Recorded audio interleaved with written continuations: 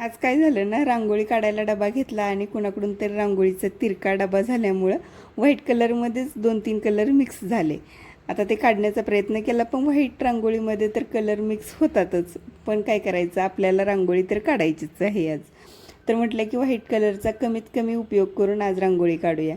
तर असे छान कलर यूज करून आणि छान साचा यूज करून मी आज रांगोळी ट्राय करते. मला रोज रांगोळी काढताना खूप मोठा प्रश्न पडतो की आज काय काढूया. तुम्हाला पण असंच होतं का?